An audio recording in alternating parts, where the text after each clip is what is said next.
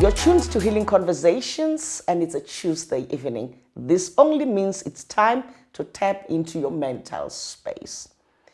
Infertility. This is a topic that we shy away from, yet it's the reality of many of us. Marriages have broken down because couples had an expectation to have children, but it's not materializing. For many of us, quite often we become lost as to how to deal with this sensitive challenge once we come across it.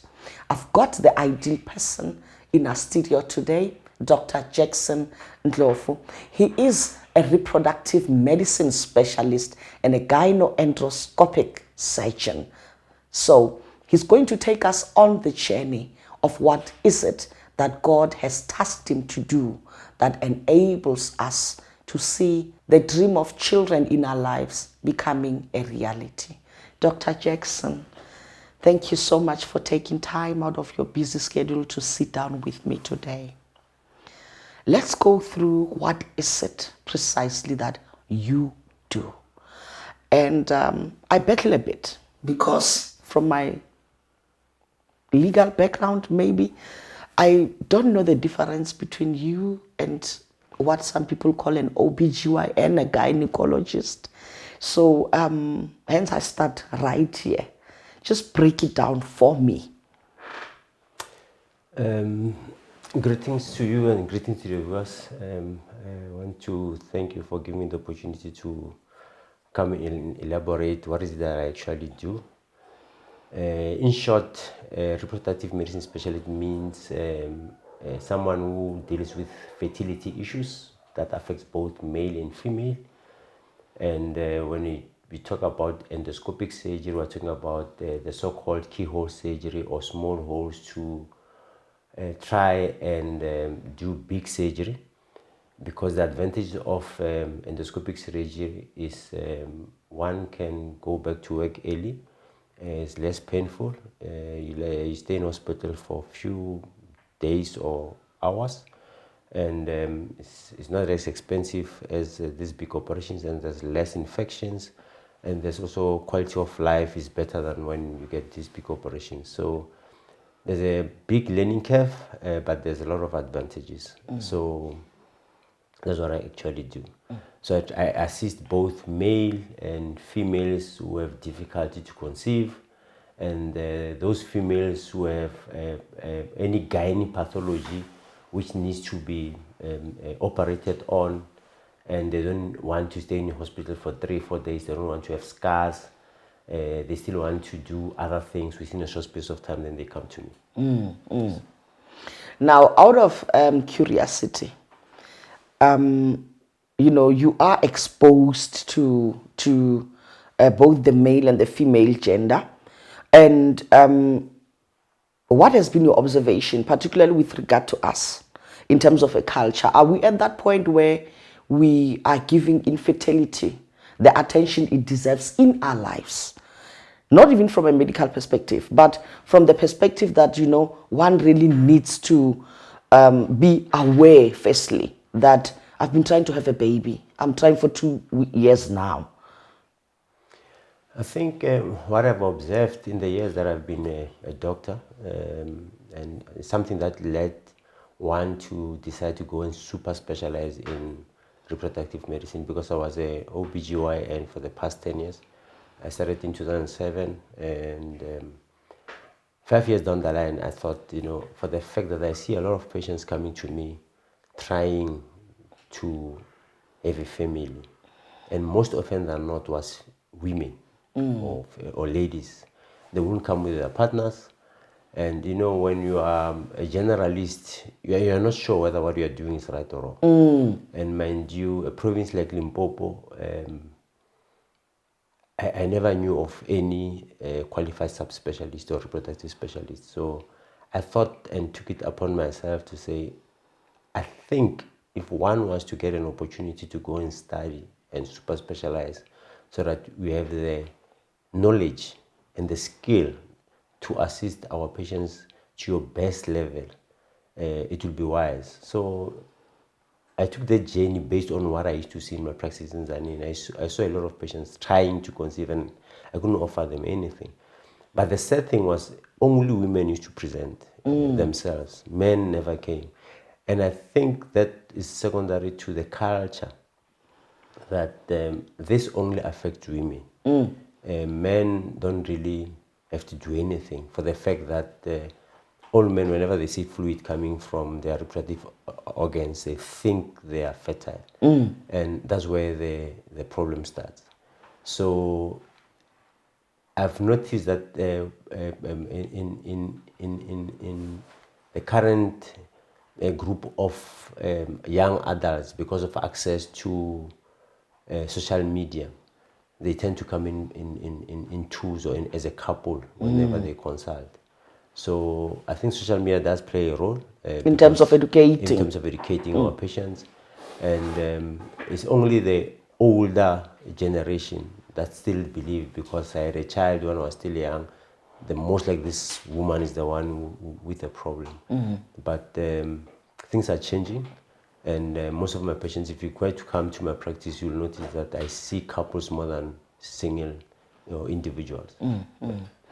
Now let's go to this specific aspect that you raised now. The assumption that in my teens I had a baby, or even in the early years of my marriage I had a child. So 7 years later you want to try to have another child. Is it a given that one's reproductive cycle or system remains intact for the duration of the time that they are really in their childbearing years? It's not a given. Let's look at a female. There are quite a number of causes that might lead to one being infertile. So the most commonest cause of infertility, especially in the African context, is tubal factor or tubal damage in infertility. And the most commonest cause of tubal damage is sexually transmitted infections. So women getting these infections not intentionally, because no one intends to give or receive infections, but it happens, especially when you do adult things or adulting. So it's one of the causes. And the second most commonest cause in women is what we call anovulatory cause of infertility, where they don't see their periods on a month to month. That on its own can lead to one having difficulty to conceive. And the most commonest cause being what we call polycystic ovarian syndrome, where you are told you've got lots and lots of cysts. Those cysts are basically normal, but they're not normal, because you are fertile, but you are not ovulating. So there's no egg that is being released per month. So you tend to skip periods for 2-3 months, then you bleed. So that on its own hampers one to regulate or try and calculate when is the fertile period. So that's the most second commonest cause. Not forgetting there's what we call endometriosis. You are not born with endometriosis, but as you grow, you can develop endometriosis, especially if there's a positive family history. So there's no guarantee that if you were fertile at 20, now you're at 30, you're still fertile, because you don't know, maybe you could have developed endometriosis. And endometriosis can affect both your tubes and your ovaries, even the womb itself. That can also lead to someone having difficulty to conceive. And we've got another conditions that might lead to infertility, especially one if you were operated as a child for what we call ruptured appendix. You don't know whether the abscess or the infection that was removed when you were still a child, what effect or impact it had on your tubes. So that also can lead to infertility for women. Not forgetting medication that people take. People take medication that are contraceptive, but they don't know, because they're trying to treat their skin. They've got acne, they take all these tablets given by someone, and they don't specify and explain that these tablets, they will treat your skin, but you won't be fertile. So that also happens. And there's what we call unexplained infertility, where everything is normal, but people don't conceive. So there's that group of patients. And infertility, when you look at it, in terms of the prevalence, 33% affects women, especially when you see a couple, you must know in your mind that 33% affects women, 33% it could be the male factor with fertility-related problems, or it could be a combination of two in terms of the other 33%, where both couples, they've got an issue with fertility. So whenever I see a couple, I know 50% chance that this man might be the one with the problem, or the woman might be the one with the problem. And when it comes to men, there's a lot of causes that people tend to think, it's minor issues. Not forgetting lifestyle factors. Lifestyle is a big issue. I think people drink and smoke, and they think it's not a problem. And it has been shown by several studies that if you smoke, it reduces your fertility. If you drink alcohol, it does reduce your fertility. Cannabis is worse. When people smoke dacha as a form of entertainment. Recreational, yeah. Recreational. And it does affect your hormones in the brain, which will lead to one being infertile. So those are some of the things that reduce infertility, and even obesity. Obesity has an impact on your hormones in the brain that will also lead to one being infertile or reduce your chances of conceiving. And in men, I think for me it's easy to find a cause, because most men, they don't know what could have led to them being fertile. But there are two conditions that are reversible. There's one which is not reversible or irreversible. And the conditions that are reversible, I always like classifying them into pre-testicular, testicular, and post-testicular. So pre-testicular is anything that affects the brain. Okay. So if you have had trauma, cancer in the brain, chemoradiation of the brain, whatever form of stress that affects you to some extent that you're not functional, it can have an impact on your reproductive system. So testicular causes, we look at things that affect the testis itself. And those are things that you could have been born with genetic conditions like Klinefelter. You could have what we call mammocytitis, TB. You could have cancer of the testis, chemoradiation, where they're trying to treat the cancer or not. And mind you, you could have had a vasectomy for whatever reason. And most men, they go to theater for surgery as kids because they've got hernias, inguinal hernias. So if there's swelling around the pelvic area, they are operated, they are not told that during the surgery there was a problem. And some are born where the testes are undescended. So they take them to theater, they operate them, they don't tell them because they're still young. You're still 1 year old. You grow up thinking everything is normal, you find there's a problem. And then post-testicular causes is where there's an obstruction around the tubes that are responsible to transport the sperm into the female genital organ. So post-testicular is things like a man who has vasectomized because they were in a previous relationship and things didn't go well, and by now he's got 2, 3, then they meet a young wife, and the young wife doesn't have kids and she wants to have kids. So those are some of the causes that might lead to infertility. But in the majority of men, especially those who go to the gym, it's always nice to have muscles and look bulky. But most of these boys or these guys, they take what we call steroids or androgens. Oh, yes. And those steroids are contraceptives for men. Because the body is supposed to produce steroids, which is testosterone. But they take them or inject them. So if you inject testosterone, the body says, no, I've got enough testosterone. I don't have to produce. Then the body shuts down. So it stops supplying. It stops supplying the hormones responsible for spermiogenesis to okay. So the body says, okay, I've got enough testosterone. Then FSH, which is hormones from the brain, they switch off. Then there's no spermiogenesis taking place. Whenever you assess them, you ask them to give a sample of sperm, the report will say there's no sperm. But it is reversible. They have to stop taking the injections, steroids, at least for a period of 6 months. And they become fine. But I'm hearing a lot of what you're saying, and I'm coming to the issue of educating. Because I think a lot of what you're saying is actually preventable. Yes. If we did educate sufficiently. Definitely. Are we doing enough? Are we even, have we scratched the surface in terms of raising awareness? I don't think so. I personally think as a medical practitioner, it depends on the number of patients that you see. If you see between 40, 50 patients, you won't have enough time to counsel patients. And I think that's why we tend to do things in terms of Express. yeah. Yeah. We don't have enough time. We don't even give our patients enough time to ask questions, because we're just too busy.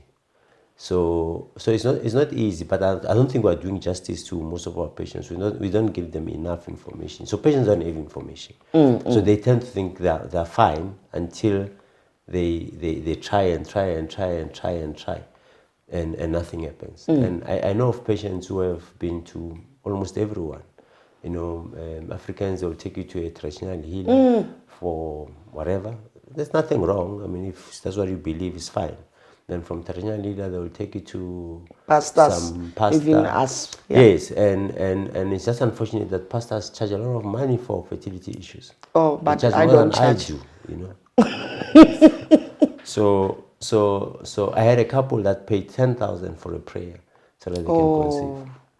So it's not easy. I'm not like painting everyone. I'm just saying they told me they had 10,000 to pay Yes. for a prayer and it didn't work. And in that desperation, you try any and everything. Yeah. And it was a minor condition. I mean, someone with PCOS, as I said, they don't ovulate. If you give them ovulation induction drugs and you follow them up on ultrasound, you tell them when is the fertile period, and they conceived first month. After they've been struggling, because they don't have the right information. Even if you were to tell them to go and Google the condition, they won't understand the language Yes. written there. Yes. So information, I think, is key, but it also depends on how you put the information forward. Now let's go to the reaction of the patients. Say the man and the wife or a couple come to see you. Are people more, accepting of what they hear and more willing to walk the path in terms of reversing or correcting what is wrong? Or you tend to see a lot of denial? I think for me, because I see patients who have been all over, they don't come direct as first point of reference. They start from their GPs. GP refers them to a specialist, OBGYN, and OBGYN will do 1, 2, 3, 4, 5 things, and things don't work out, and they'll pray and they'll do different things. By the time they come to me, they know this is the ultimate end. If we go to this man, apparently he's the expert. We just have to listen and take whatever he tells us. So they come prepared. They come having psyched themselves to say, we are going to do everything and anything It takes so that we can have a successful pregnancy. So the majority of my patients that come to me, they come prepared. But most often it's more women than men. Because, it's a taboo for women not to have a baby or have a child or not fall pregnant. And it affects them psychologically and also affects their relationship with the in-laws. While even if the problem with them is with the men, they don't see it like that. They still blame the poor woman. Yes. I gather that psychological treatment as well, clinical intervention, a critical component of what you do. Yes. Ideally, all patients with infertility should see a clinical psychologist before I do any form of intervention. Because this is more of an emotional roller coaster than anything. Because they have the high expectations that once I start doing whatever process that I'm going to offer them, they're going to be pregnant. And it's not like that. In any clinic, whether you go to local clinics or to international clinic, there's no clinic that will give you a successful pregnancy rate of 70%. It ranges between 30 and 40, 50, 60, 65. Highest will be 75 if they use other expensive modalities to try and select the best embryos for implantation. So ideally, all couples should see a psychologist prior to starting any form of reproductive medicine treatment. That's an ideal setup. But the problem is cost. Yeah. Because if they come to me and I refer them to a clinical psychologist, they still have to pay. And I think as Africans, we don't believe much in clinical psychology because they will tell you that, no, they don't do anything. I just sit there and talk and I leave. So they don't see that part as healing. Yeah, they don't see the value. The value, And truly speaking, That's where they were supposed to start. Because they need to understand that not everyone is going to fall pregnant. Not everyone is going to have a successful pregnancy. The reason why there's what we call surrogacy, where you have to now ask someone to carry your child, is because that embryo and your womb, there is no relationship in terms of interaction or communication. So you end up having to ask someone to carry your own child. That's where surrogacy comes in. That's where donor sperm, donor eggs comes in. Because it doesn't mean that because you are healthy, therefore everything is normal with your reproductive system. Somewhere, somehow, you might need someone to intervene and assist you so that you can achieve your goals. Yes. Now let's talk about the mental health journey that one goes on. There is obviously an element of disappointment at some point. It doesn't necessarily mean that with the first, there will be a take of the embryo. So what has been your relationship, so to speak, with the clinical sector? I know that there should be the starting point, but is there a point where you come and you realize, we've been trying for so long, maybe the mental health is taking its toll, let's stop and attend to this? I tend to do that a lot, especially when I think there might be any emotional stressor, whether it's financial, relationship, husband, family, in-laws, work. It has been shown by several studies that if mentally you're not stable, the chances of success are very low in anything that you do. So the mental factor plays a big role in anything that we do, other than reproductive medicine, anything that you do. If mentally you are not stable, you have not accepted that you do have a problem that needs to be sorted out, there's no one who can help you. So people are in denial, it's true. But being in denial and not recognizing that there's help elsewhere, you're not going to solve anything, So I tend to, as I said, I send most of my patients to psychologists so as to try and sort out their mental issues first before I can continue. Because I know it's not going to work. Whatever I do, if mentally they're not stable, there's nothing that's going to happen. So mental issues are a big, contributor of infertility in our community. Yeah. Are you able to say at any point, let's talk about, go back to the different genders now. Are you able to say at any point, pardon me, if you see that the man is the one with the problem, are you able to offer solutions in that regard? Maybe what I'm trying to get at is we know that there are egg donors, Yes. but are they sperm donors? There are a lot of sperm donors. There's a sperm bank in Pretoria, Joburg, Cape Town, Durban. So there's a lot of sperm donors. So there's two different types. There's what we call a known donor and a unknown donor. A known donor, the promise ethics, you have to ask someone you know. So there's a lot of scenarios that I can paint where you are married to your partner, then your partner says, because I've been told that I can't,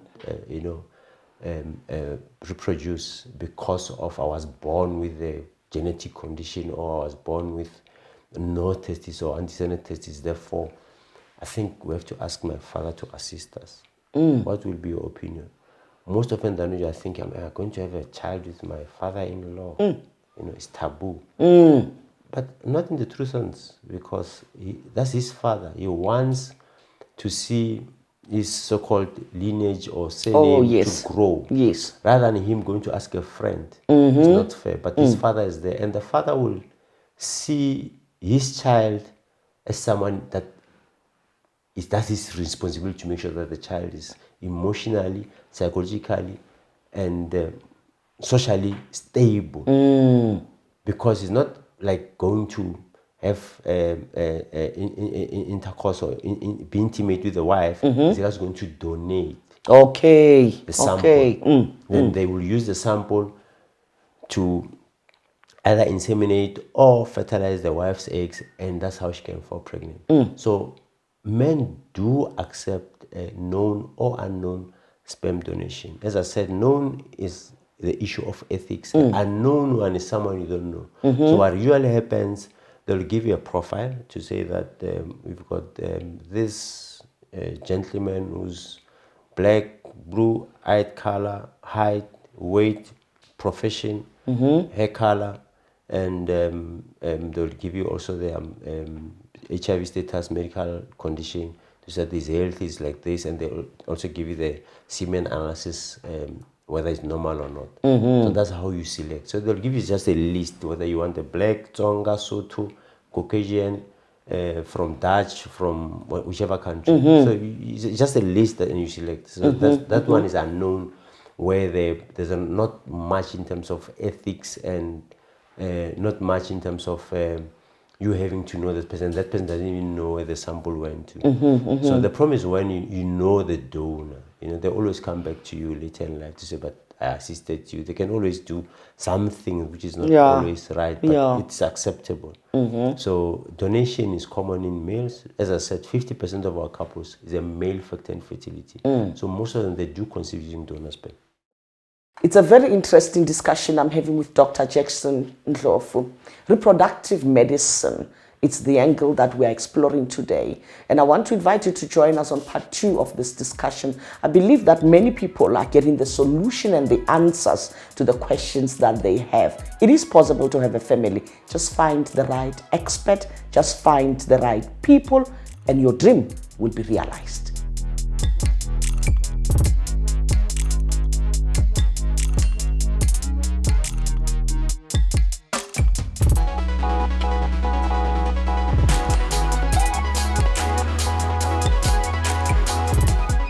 Get yourself a copy of our latest books, The Mending of a Broken Vessel and Maintaining Your Joy, a journal for daily positive living.